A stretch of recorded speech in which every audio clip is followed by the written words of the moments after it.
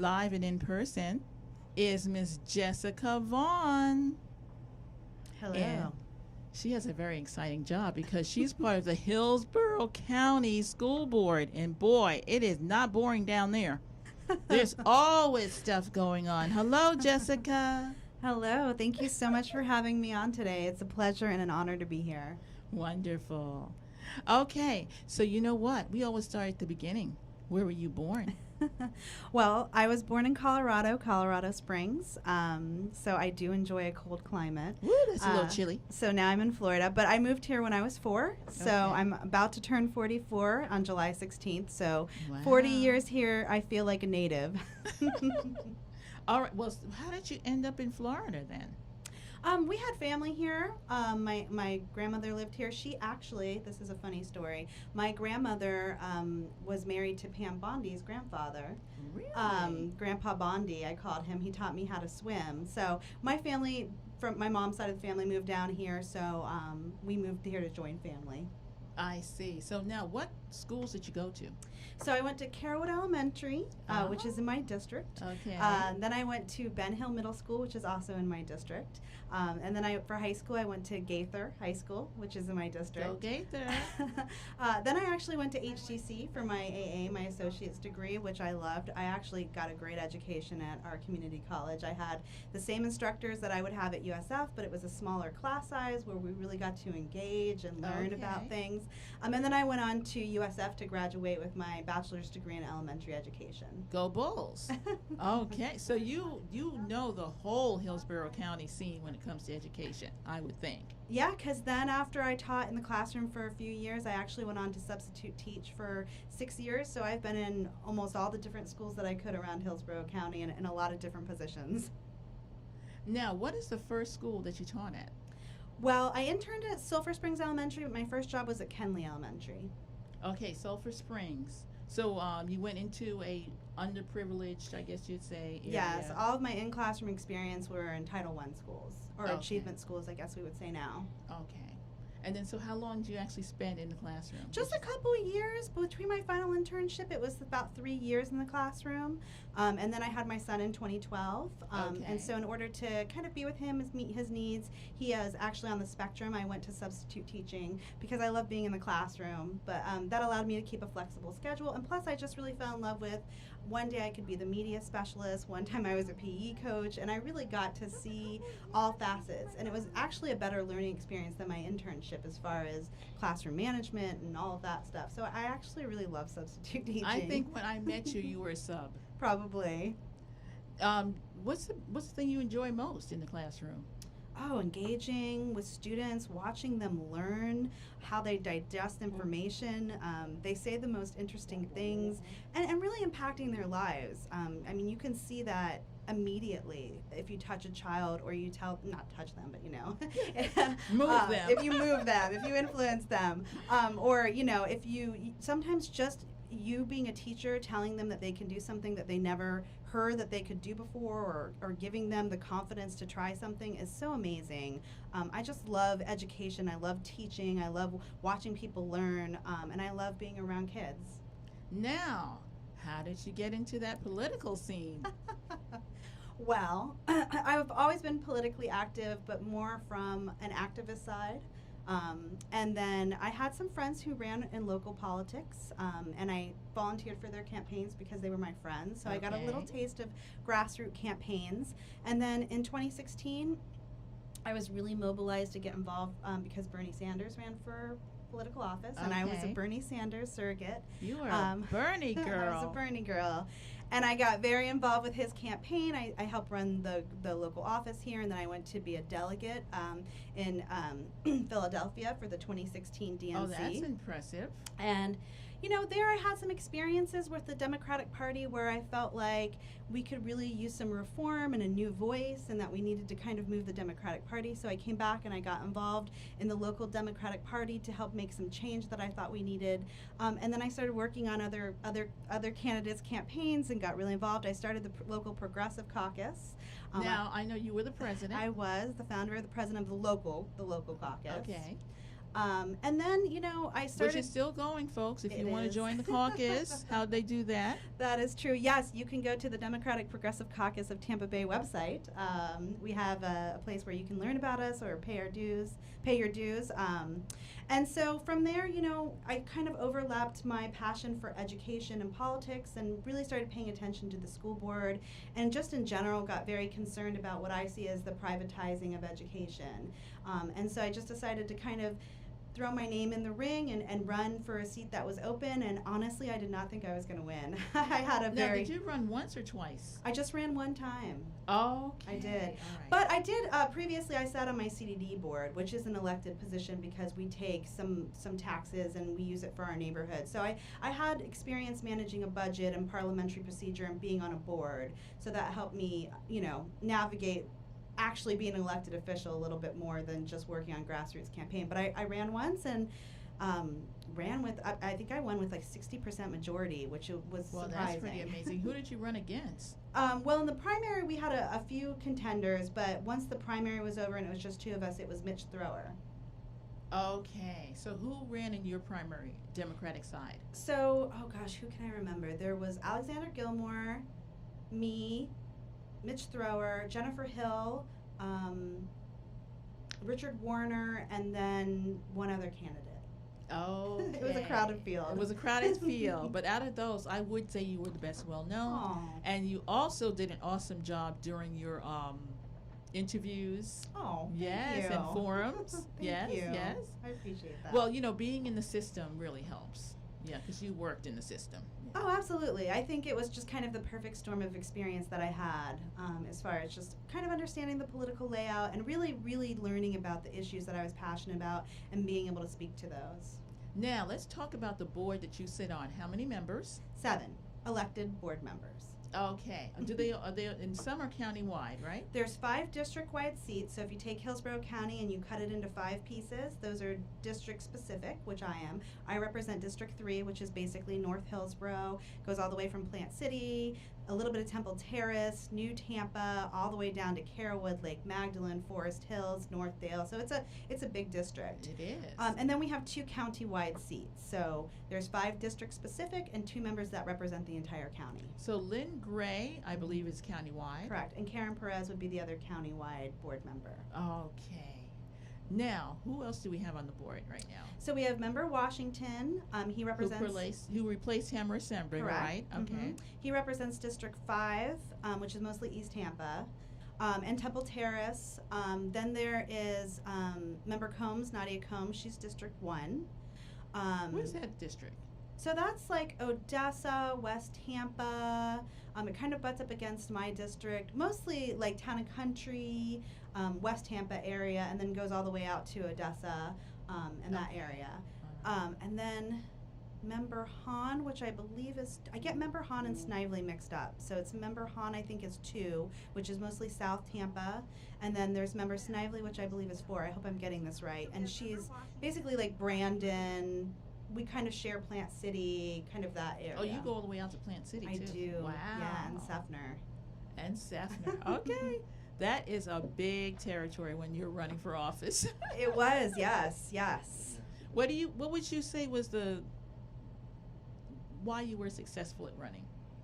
You know what I think secret it to was? success. I know people always ask me this, and honestly, I don't know. But I think I just had so many surrogates. Like it was really a team effort. I mean, I can take some credit for the work that I did, but really, I had so many people supporting me from so many different communities, politically, because I grew up in the area and I went to the school there. I have a community of people that know me from being a very small child or people I went to school with. And then, I just know so many people throughout the county, specifically in that district. I think I just had so many people who were supporting me and working for me. It was almost contagious. So it really feels like it was like a team effort.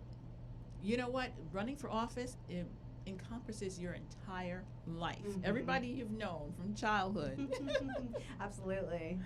Now that you're on the board, Yes. what are some things that you're really passionate about?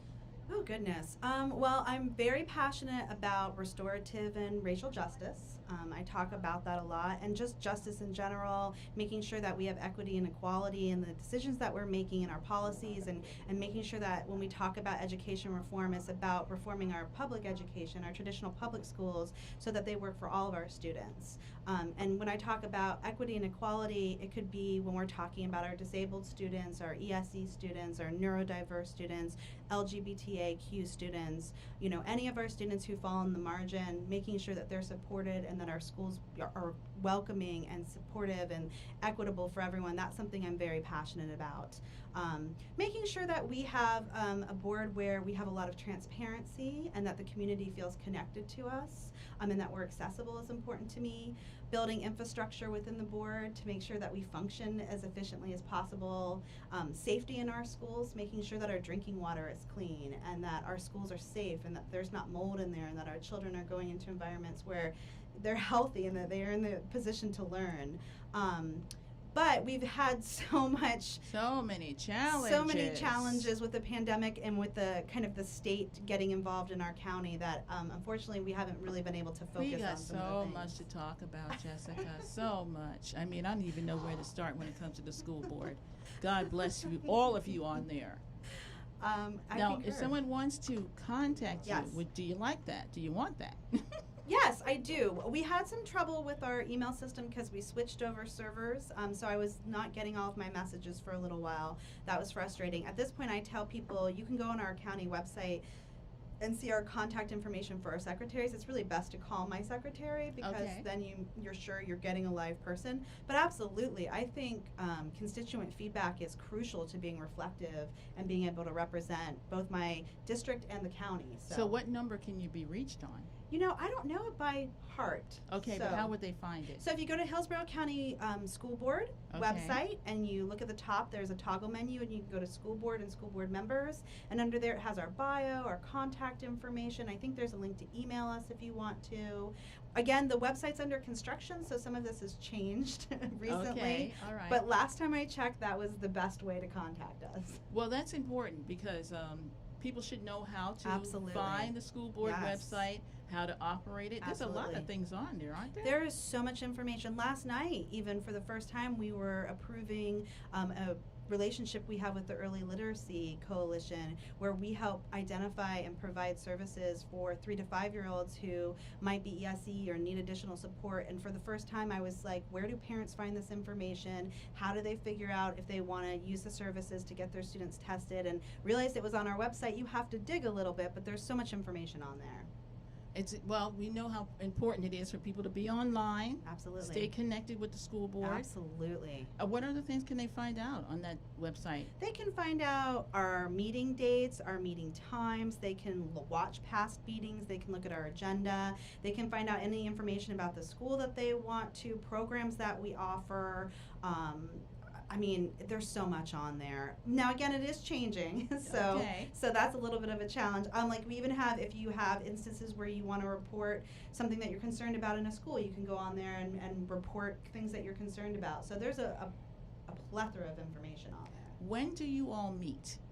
So that has changed a little bit. Typically, we meet 2 times a month, and they're always on Tuesdays at 4 p.m. at the Rosac building, which is at 901 East Kennedy. For a while, we were only having 1 meeting a month, but recently we discussed it and decided that 2 meetings were better. So we're back to 2 meetings a month and on rotating schedule. We just had one last night, so the next one will be July 13th.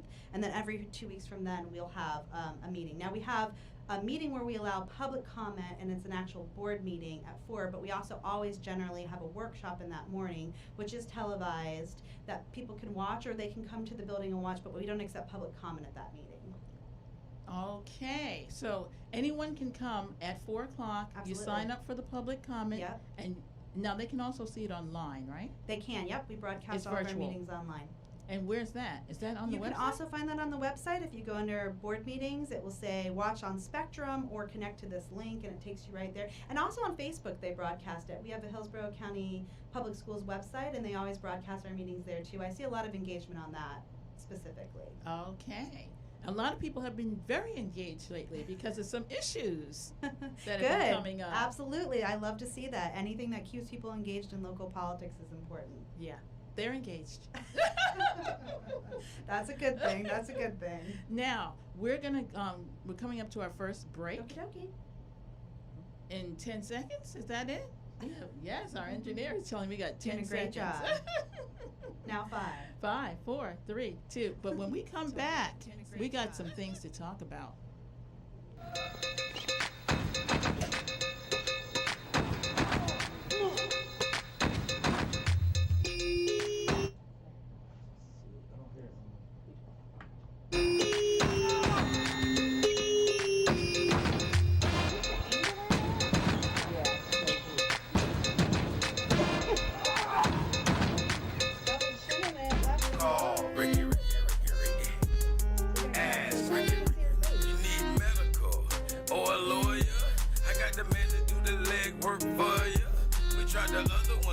So believe we hunted down 813-248-6300. Everything gon' be okay. Call Ricky, he coming. He taking care of state of Florida. Grab a pen of sundown 184-361-RIG. That's 184-361-425. Never word from the point forward, just reply. Just ask Ricky, plus your boy stay by. Just in case you missed it, I'ma tell you one more time. 184-361-RIG. Call Ricky, ask Ricky. Legal and medical referral service. The doctors and lawyers in our network are trained in handling auto injury claims and getting you the best medical treatment and recovery. Dial 1-844-361-RIG. That's 1-844-361-7425. Ricky. Ask Ricky. Slap talk, trap talk, just talk with Madam CJ. Right here on In Touch Radio every Thursday at 7 p.m. Talk to me, baby. Trap talk, y'all, on In Touch Radio. Don't miss the first annual Amateur Grillers Cook-Off coming to the Tampa Bay area on Labor Day weekend, September the 5th. Hosted by the Dr. K.C. Patel High School, located at 10721 Rollison Ranch Road, right here in Tampa, from 11 a.m. to 5 p.m. There will be a $500 cash prize to the best amateur griller. If you feel that you've got the skills, then you need to bring your grill. It doesn't matter how big or how small. You can drive it up, push it up, pull it up, or even let grandma and grandpa help you set it up. Just bring the entire family out and enjoy some of the finest amateur grill meats. Sample the sauce and find out who has the best sauce. Bring your meat and put it on a plate, and let's see if you have what it takes. For vendors information, text 813-965-4456.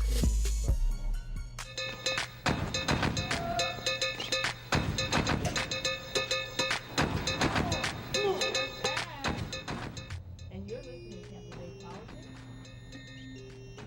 And we're so happy in the house. We have Jessica Vaughn. She is a member of the Hillsborough County School Board. And how big is Hillsborough County? As far as How many kids do you have in the school system? 220,000 last count. Wow. We're it's the a big one. 7th largest district in the entire nation. We used to be the 8th, and now we're the 7th. So you imagine each state has how many counties? We have 67 counties. So out of that, we're the 7th largest county in the nation. Wow. So it's a big job. It's a big job. Now, the big thing that caused a big ruckus down at the school board was a budget crisis. Was it $50 million you were in the hole for? The number kept changing depending on what they estimated, because when you're doing a budget, some of it is money that you're expecting to come in. You're always projecting based on, especially with the school board, because we have so many different types of revenue. Some of it's state, some of it's local, some of it's federal. But at one point it was up to $110 million. Really? That we were going to be short for, I think, $50 million for our operating expenses, but we also have to have so much money in reserves in order to avoid the state taking over. So we were below both on our operational expenses, being able to actually pay our salaries, and having any reserves left over to avoid a state takeover. Now, that is fixed now, isn't it? Or kind of? Well, we did do some restructuring that led to positions being cut. So Hopefully that will help mitigate some of the operational expenses. But as soon as we kind of righted those, positions to make sure that we could afford payroll, the state then went into legislative session, and they made some changes that will cut our funding again. They also expanded school vouchers that will allow people to use our public tax funds and go to private schools. So we'll anticipate that we'll have even less revenue coming in, so we'll have to do more adjustments. Every time we kind of Does right adjustments ourselves. mean people lose their jobs? So adjustment means positions are cut. Hopefully a lot of times that means there are other positions that haven't been filled where people can move to those positions. So out of 1,000 positions or so that we cut, it ended up being about 50 people who we couldn't place. So it doesn't necessarily always equate to people lose their jobs, but it does mean that there's a lot of transition, and it does mean that individual schools might lose the support that they need. Maybe they are a C school and they're a fragile C. And they have reading coaches and math coaches that help keep them in that letter grade, that support those students that need those extra services. Well, we might have to cut those reading or math coaches, and so they lose that, that crucial instructional staff that helps support the students. Those people might go on and move to another school where they have a job. So it really impacts the schools. It does impact our employees, but more so it impacts the ability to support our schools. Now, are you feeling that the special achievement schools, which are in our urban core areas, are they being disproportionately affected by these things? I would say so. If you look at the cuts, the superintendent would say no, that this was across the board. But obviously, when you have schools that need more support, and you cut positions, they're going to be, if you don't have that kind of parental support where you have PTAs who can, some of my schools and some of my districts, they have a PTA that can raise $80,000 in a year and, kind of provide extra support. If you have a school that can't compete with that isn't able to bring in $80,000 in revenue, and you're cutting their math coach or you're cutting their reading coach, absolutely, those schools are going to feel it more. Now, talking about Tallahassee, do you think if we had a different governor, we had some more Democratic elected officials in Tallahassee, things could be different? Absolutely. The frustrating thing is at every school board meeting, everybody talks about how the school board's nonpartisan. We talk about how we're nonpartisan, and education shouldn't be a partisan issue.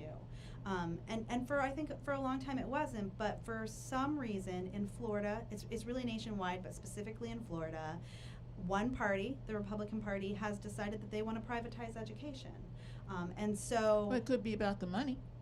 It's absolutely about the money. Many of those elected officials are connected through to charter schools and profit off of the expansion of privatization. Mr. Cochran. Corcoran. Cockroach. No, I'm sorry. That was a mistake. Absolutely, yes. His wife is heavily invested in the charter school industry and profitizes, makes profit off every expansion of that. So I do believe if we had a different governor who could make sure that our commissioner of education was actually invested in traditional public education, things would be very different. Now, we've had some problems with people who are taking the funds out of our public schools and running rampant with it. We've had people arrested because they took charter school money, and all of a sudden the schools go defunct. Yeah. How much of that do you have going on? That a lot of that was before my time, so I don't have such grievous things that we're dealing with right now. But in general, there is mismanagement in the charter schools, whether it's financially, whether there's no accountability, whether it means that they're not providing the services that traditional public schools have to, meaning that they don't have full-time ESE services that they can provide. Sometimes they don't have nurses on campus. And then additionally, they can write within their handbook, or they can decide, discriminatory policies towards accepting students or keeping students, or, they don't have to take everybody. They really, they would say it's a lottery system, so they do take everybody, but they absolutely discourage people who have ESE needs that they can't service from even applying by telling them right off the bat, like, we can't service your student. Or they don't provide transportation, so the only people who can access these schools are parents who can bring their kids to school every single day, who don't have to work necessarily. Or they have private or preschools that, you know, are facilitated with their charter school, and those kids immediately get acceptance to their to their elementary school. So people who could afford to put their kid in their private daycare reserve a spot in that in that charter school. So there are these ways they kind of get around being, you know, the lottery system to make sure that they're kind of cherry picking who they think would be the best and brightest for their schools to be successful. And even with that, they're not that successful. They still aren't maintaining amazing letter grades or providing, you know, spectacular education. We have, Member Combs ran a tutoring service, and we have nonstop tutoring people who come to our board meetings and say, I spend a majority of my time trying to take charter school students and make up those losses that they have to get them on par to just to go into the next grade. Now, whenever I talk about charter schools, someone will say, well, I have a child and he's in a charter school and he's doing well. So do we have any idea how many schools are doing well, how many are doing poorly? We do. We have letter grades, and I will say this is important. There are some charter schools that are fantastic. We say this at every single board meeting when we kind of tackle the charter school issue. Originally, what charter schools were created for were to be an alternative think tank where we could try out different techniques and, you know, different ideas. And then what we're supposed to do is partner with those charter schools and bring those best practices that are successful into our traditional public education.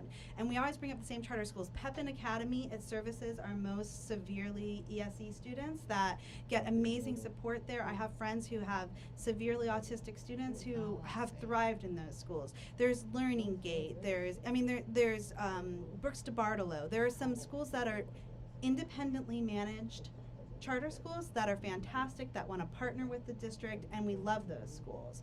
The schools that we have a challenge with that are not offering the same quality education, that don't want to partner with the district, are these schools that hire for-profit private management companies. I see. And so they're really looking to make a profit. And how do you make a profit, right? The first thing you do is you cut quality.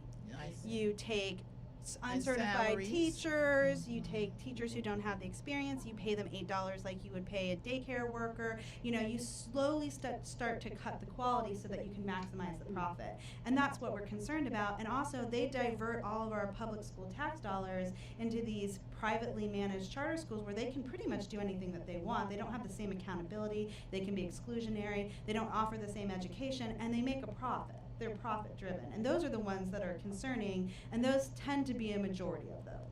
Oh, I'm sorry to hear that. Now, I did see there's a new one coming into our county, IDEA, from Miami. So that is actually its own entity. Those are actually identified from the state legislation as schools of hope. So they fall into their own category of charter schools, and they are specifically to serve marginalized communities. Okay, I see one popping up on Fowler Avenue. Fowler Avenue, where the old flea market used to be. It's Okay. massive. It's Okay, huge, and it has yes. IDEA public schools on it, which is Yes. interesting. However, they have a very checkered past. They've do. already gone through several CEOs who have abused funds, who have bought private jets, who have had to step down. They come with a heavy record of concerns. But they're still going. They have extra protection by the state legislation. They actually don't have to have any certified teachers in their classrooms. The state has given them extra exemptions to make them successful that are even outside of what charter schools normally are allowed to operate with. So they're the most concerning, honestly.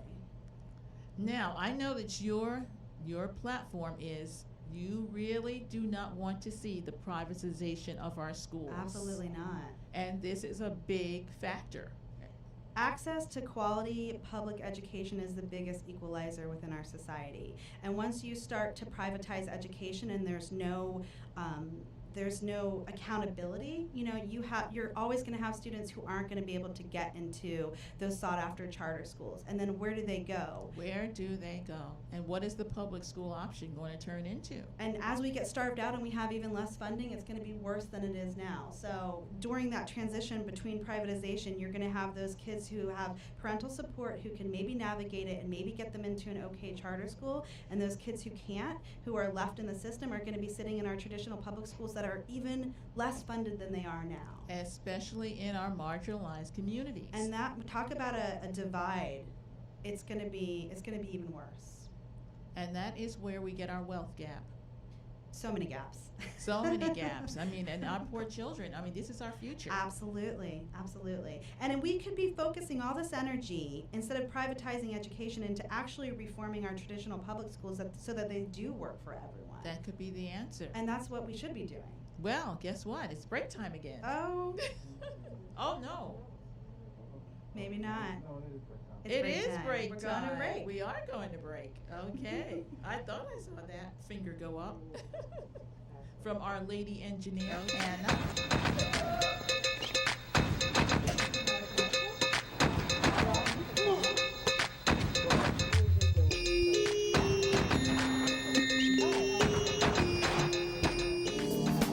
Hi, this is Angela Birdsong with Tampa Bay Politics. And not only can you catch us on InTouchNews.com every Wednesday at 11 a.m., we now have a website at TampaBayPoliticsPodcast.com. We are on Apple, Google, Spotify, and Stitcher, which you can log in at any time and listen to Tampa Bay Politics. I have a podcast.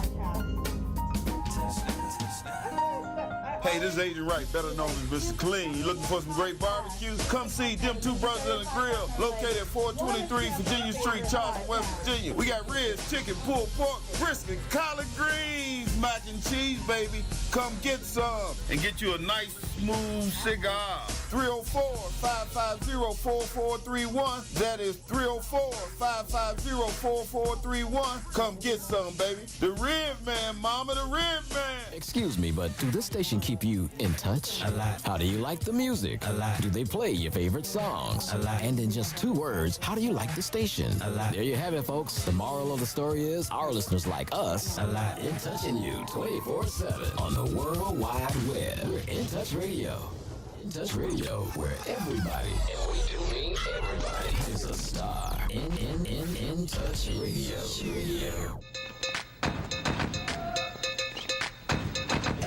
Here we are. We're back. I'm Angela Birdsong, your host. And I am so happy to be in the studio with one of our Hillsborough County school board members. Thank you. It's her first term, It is. and she's being tried and tested by fire. That is an understatement. Absolutely. It's been incredibly challenging. But thank you for serving. We Oh. need you there. Oh, thank you. I appreciate it. Now let's talk about this state issue. Tallahassee is trying to run the show, Yeah. and tell us about this guy Corcoran up there and your new superintendent. What is going on? All right, Richard Corcoran is our Commissioner of Education, who was appointed by DeSantis. He was in the state legislation for a while. I think he was the Republican Speaker of the House. I'm not Yes, he exactly was. sure. Mm-hmm. And so he's really kind of, for whatever reason, they have a stronghold on Hillsborough County where they're very invested in the decisions that we make and what we do. It started last year when we were having conversation about whether we were going to keep our schools open or closed during the pandemic. That was before I got on the board, before my tenure on the board. Okay. And he really forced us to open. They sent a letter stating that we didn't have that decision to make locally, and if we didn't open, they were going to withhold funds. And so, we opened our schools, which I think was a good thing. I think parents were very happy for that. It went better than we expected. And then the next time is we were having a reflection about whether we wanted to put our superintendent on a personal improvement plan, because I think when he came in, and I think That's Mr. Austin. Addison Davis. Okay, Mhm. Addison Davis. And when he first came in, I think there was a very different board. It was before the 2020 election, and I think that he had a very clear agenda from that board. And then we had a new board come on, and I think there were some growing pains.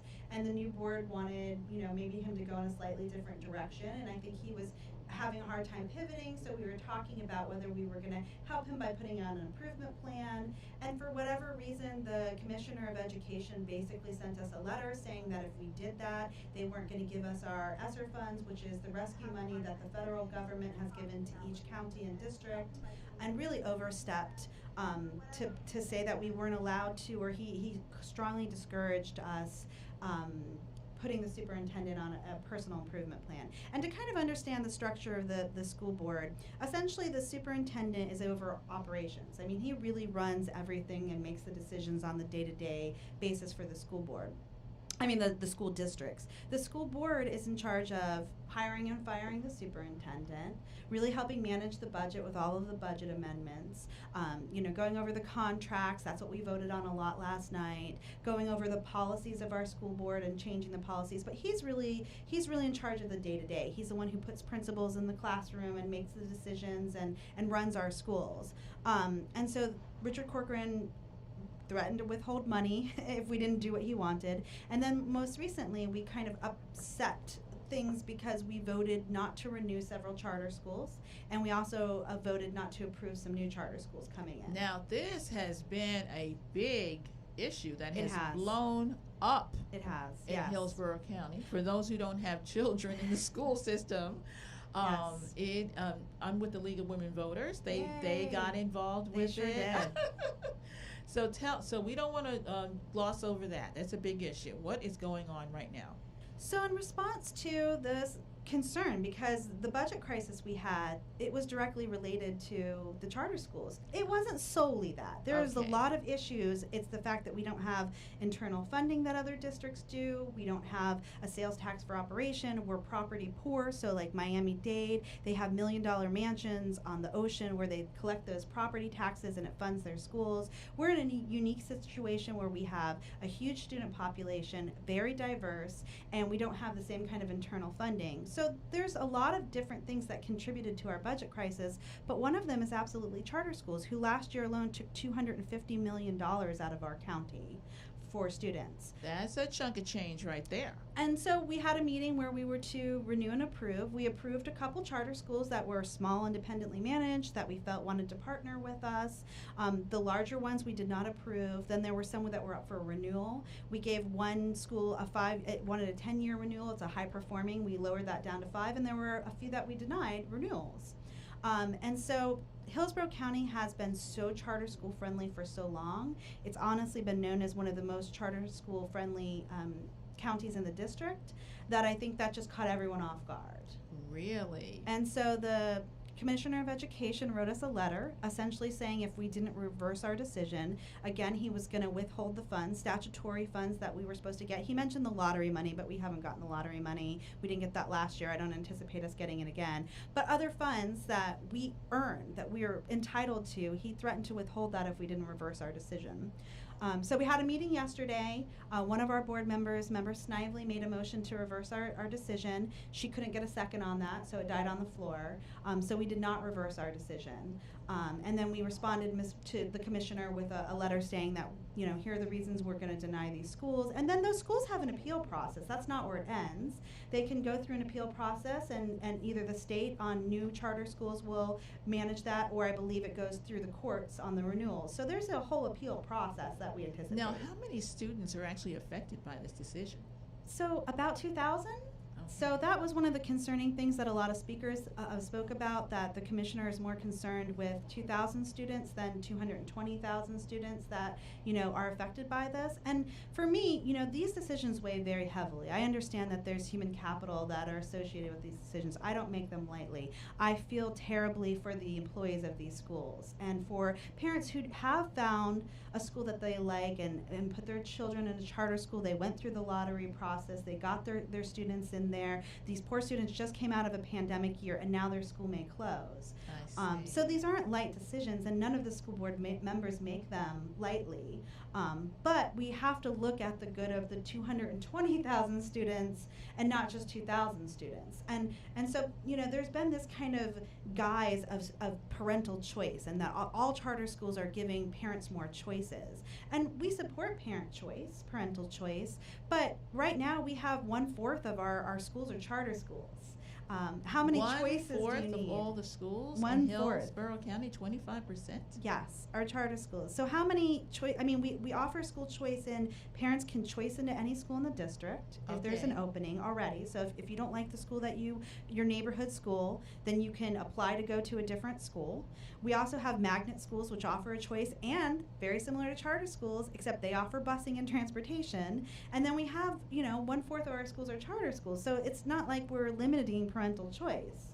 But at some point, you have to mitigate accountability for reckless charter schools that just want to profit off the backs of our students. So is that why you made the decision not to? Well, the schools in general had a lot of concerns. Some of them had financially been reckless before. They had been on plans. They had been misappropriated funds, or they're Missing money.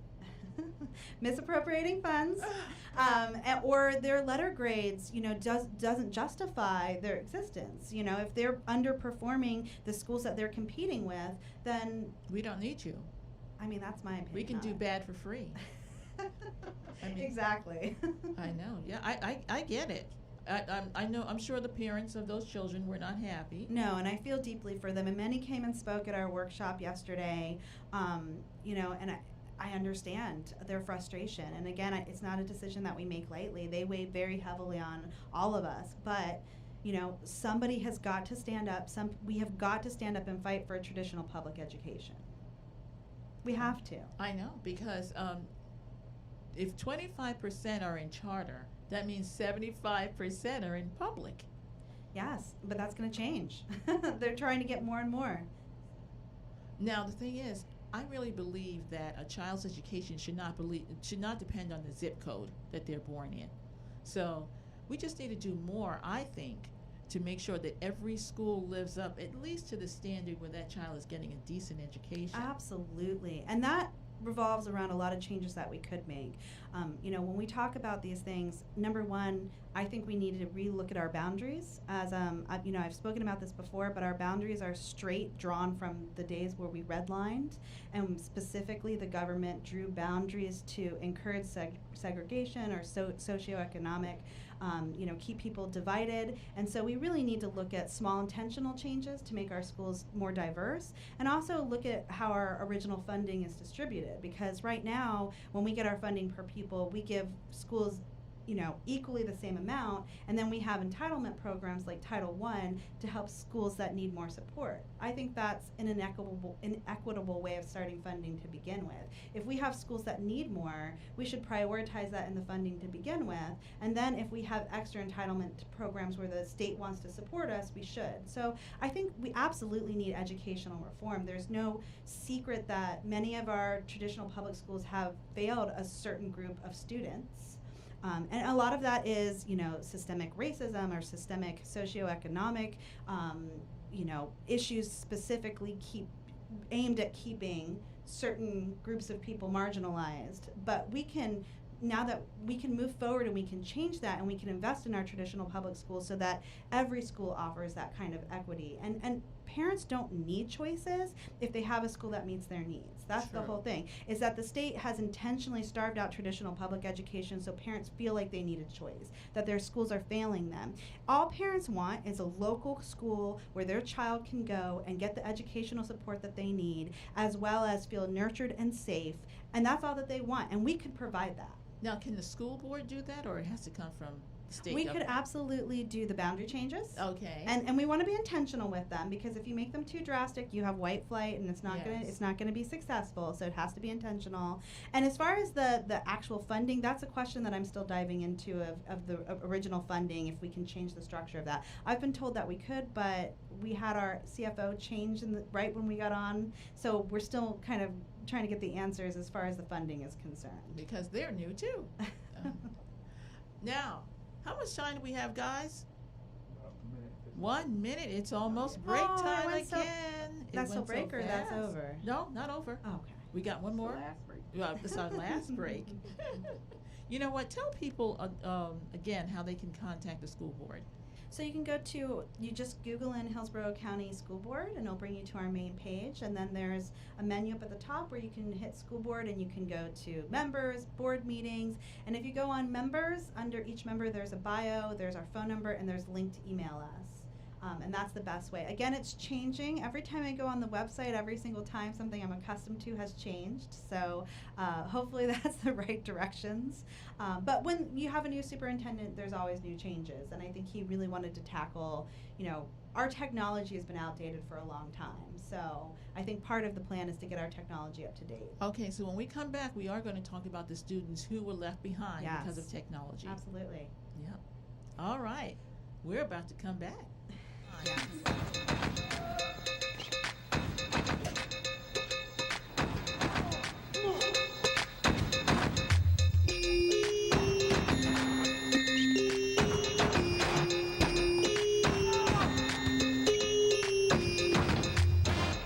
Hi, this is Pastor John T. Warner, Foundation Fellowship Christian Church. We are super excited. The date has finally arrived this Sunday at 10 a.m. at the Holiday Inn Express off of Bruce B. Downs for our inaugural worship service. A couple of things you might want to know: that we will adhere to all COVID-19 guidelines and masks are required. But we're super excited that you will be joining us. Tell a friend, bring a friend, but most of all, meet us there at 10 a.m. at the Holiday Inn Express off of Bruce B. Downs for Foundation Fellowship Christian Church inaugural worship service. God bless you and look forward to seeing you there. Hi, this is Angela Birdsong, and during the week, I'm affectionately known as the Medicare lady.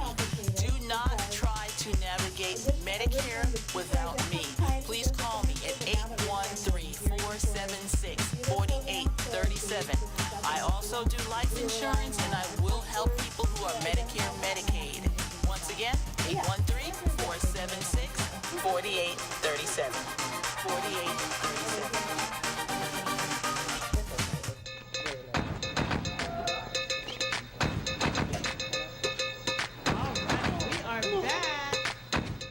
For the last part of our show today.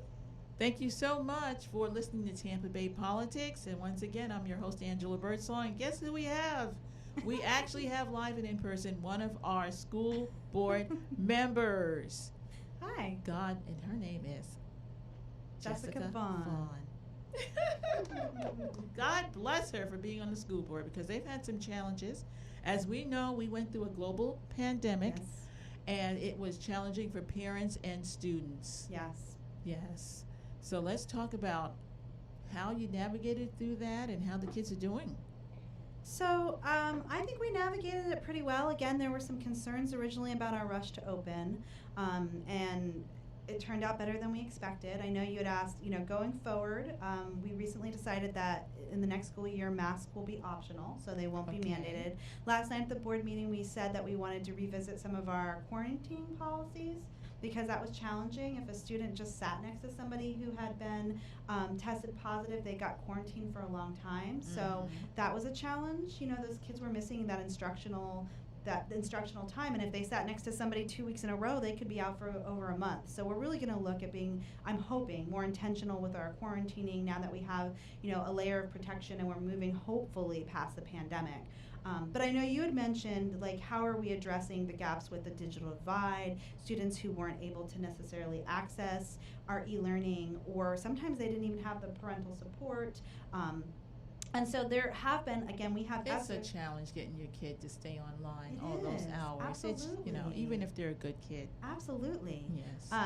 And so part of the money that we get from the federal government, the ESSERS money, which is the money earmarked specifically for the school districts... From the rescue plan. ...is at the digital divide. It's providing more instructional staff. It's identifying those students. It's giving them tutoring lessons if they need it. You asked about summer school. There is going to be summer school. So I know the superintendent is working very diligently right now to have a plan prepared to address that digital divide, the gap in learning due to the pandemic, and get those students back to hopefully the baseline of where they left us.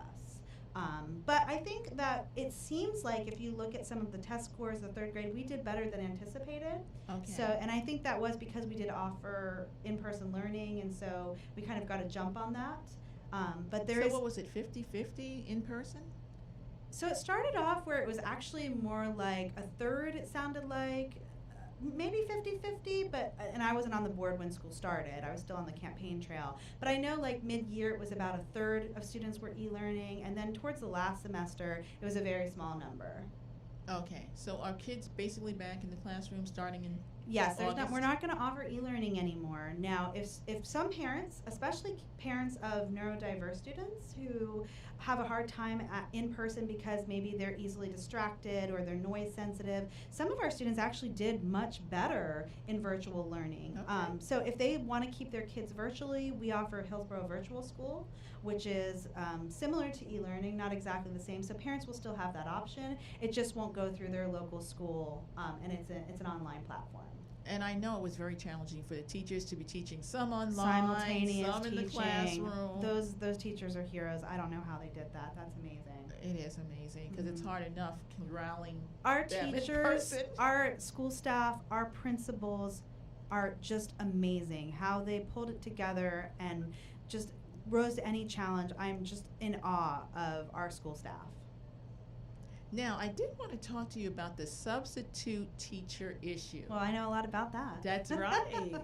And somewhere along the line, the school system thought it would be a good idea to farm that out to Kelly Services. Yes. So now Hillsborough County no longer Correct. tells We do student not teachers hire where- our substitute teachers. Everything sub-related is outsourced through an employment agency. And how do you feel about that? Well, I was hired on through Hillsborough County, so I started my substitute teaching career working for the county, and then transitioned through Kelly. So I've been through both worlds. I am not pleased with my experience with Kelly, whether it's support or training or what I needed. I feel like it was subpar, and it did not give me the resources that Hillsborough County gave us to be successful. We've recently had a workshop on it where we revisited it and we talked about it, and I shared my opinions. The problem is it's just much more inexpensive to outsource it because they Oh, it pay is? substitute. I mean, substitute teachers make $11 an hour if you have if you have a teaching certificate. I think less than that. So they pay substitute teachers so poorly, but it keeps our costs manageable. And unfortunately, right now, when we're in a budget crisis and we're being starved out by the state, and we have funding being threatened to withhold because we're not making personal decisions that the Commissioner of Education likes, we have to make a lot of our decisions just based on what we can afford, and that really limits the quality that we can provide for our traditional public schools. And again, that's intentional. The more they starve us out, the more we have to cut quality, the more we have to cut programs, the more parents feel frustrated, the more that they need a choice, and the more that they go to a charter school. Now, the sad thing is, many times when they go to the charter school, they come right back to us because they have a bad experience. The problem is if they're there at the charter school during the 10-day count, the state gives them that per pupil funding regardless if they come back to us. So we never get that money even if they come back to us. So a lot of For the charter whole schools, year? I believe it's until it's mid-year. I think we do a second count mid-year.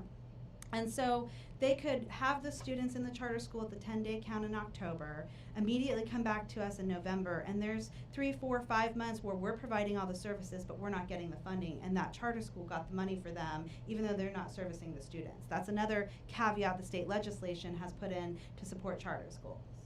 My gosh. I mean, what makes me so frustrated about the whole thing is the majority of students are getting the short end of the stick. Absolutely. And that's the most frustrating part. And they'll do it under the guise of what's best for students, when it's the antithesis of what's best for students. And it's how can they make as much money as possible. It's all about profit. The backpacks are just pure money signs to some people. Now, there's a movie about backpacks. There is Backpack Full of Cash. It really helps break down the privatization of education.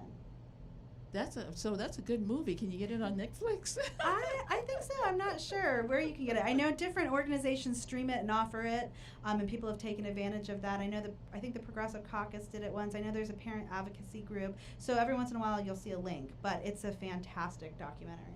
Now, I know the school board says they're nonpartisan, but do you know if what the majority of the board is right now? So that's interesting. The majority of the board is Democrat. We have a 5-7. 5 of us are Democrats, registered Democrats. 2 are Republicans. But our superintendent is known as a red superintendent. So I recently came from a conference and everyone said, "Oh yeah, but you're a red board," and I'm like, "We're not a red board." But the superintendent, since he manages day-to-day operations, we are kind of viewed as a red board. As red, and he has a relationship with the people in Tallahassee, doesn't he? He does. It's complicated. I'm not really sure the extent of it. I mean, the Commissioner of Education sent a letter when he was concerned that our superintendent was going to be held, was going to be put on a performance plan. So they have some type of relationship. But our superintendent maintains that he is very supportive of traditional public education, and that, he is committed to Hillsborough County. So, I'm hoping to see that's the case. Now, does he have a tenure? How does that work? No, he has a contract. Okay. So it was a 3-year contract originally. I think we're past the first year of it. However, he will have an evaluation in September that will complete, and that will kind of help guide some things. We have a very loose contract, honestly, where we can decide that we don't want to continue employment with him and have very little consequence. Originally, we ended employment with 2 superintendents ago, and we had to pay her close to, I think, $1 million. Really? But this contract is written differently to where we would have to not pay very much if we decided it wasn't a good fit. So you're thinking that he's probably going to stay? I mean, he's definitely here to September. I would imagine so. I mean, I hope so. I think that everybody is rooting for our superintendent to be successful, for our board to be successful. At the end of the day, the more successful we are, the better it is for students. So I would hope so. I think that he is definitely trying to be reflective and lean into some of the changes that the board has expressed that we would like to see from him. Now we're in summer, so whether that really translates to the schools and whether the principals and the staff are gonna see that, we won't really know until August. So we're kind of, in summertime it's really hard to gauge what's happening because the majority of the schools are closed. But I'm hopeful. Now, with this rescue fund money, do you see it coming anytime soon? No, I don't, even though it should, and we need it desperately. The state is playing games with it, and they're holding on to it as much as they possibly can. We received 3. We received the first one last year. We used all of that. There was a second one, which we received a portion of, just enough to get us out of the state takeover and to get our reserves up to where we needed to be.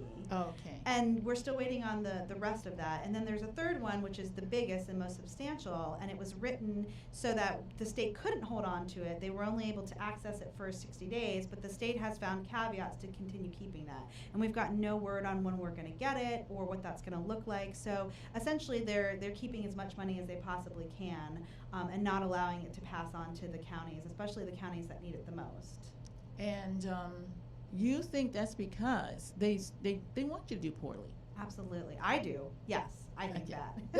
I think it's extremely I intentional. can't think of a reason why they would hold on to the money unless they're getting an interest rate or well, something. here's the interesting thing. Our governor, DeSantis, decided the state gets a portion of that fund. Okay. So they take 10% right off the top and then are supposed to pass. So they had a bucket of money from the federal government.